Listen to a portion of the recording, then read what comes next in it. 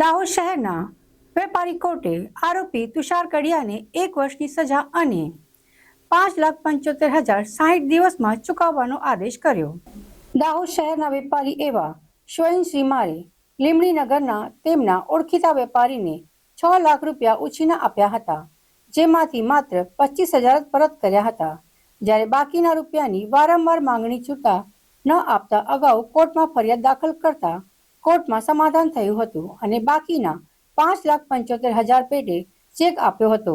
શ્વયન શ્રીમારે check બેંકમાં રજૂ કરતા ચેક બાઉન્સ થતા તે બદલ નોટિસ આપ્યા બાદ કોર્ટમાં ફરિયાદ થતા કોર્ટમાં કેસ ચાલતા દાહોદની ઓડિશનલ જ્યુડિશિયલ કોર્ટ આરોપી તુષાર કડિયાને 1 વર્ષની કેદ અને ફરિયાદીને 60 દિવસમાં 5,75,000 ચૂકવવા હુકમ કરતો ચુકાદો આપ્યો હતો.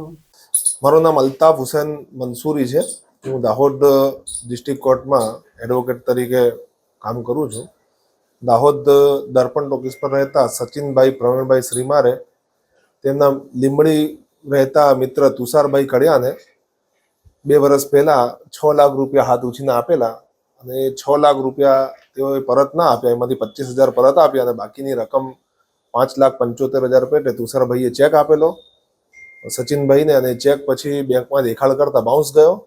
એ સંબંધની કાર્યવાહી કરી અને કોર્ટમાં કેસ કર્યો અને કોર્ટમાં કેસ ચાલી જતા તુષારભાઈને તકસીરવાન ઠેરવી કોર્ટે 1 વર્ષની કેદની સજા અને ચેકની રકમ રૂપિયા 5,75,000 સચિનભાઈ શ્રીમાર એટલે કે ફરિયાદીને 3 મહિનામાં ચૂકવી આપવાનો હુકમ કરેલો છે.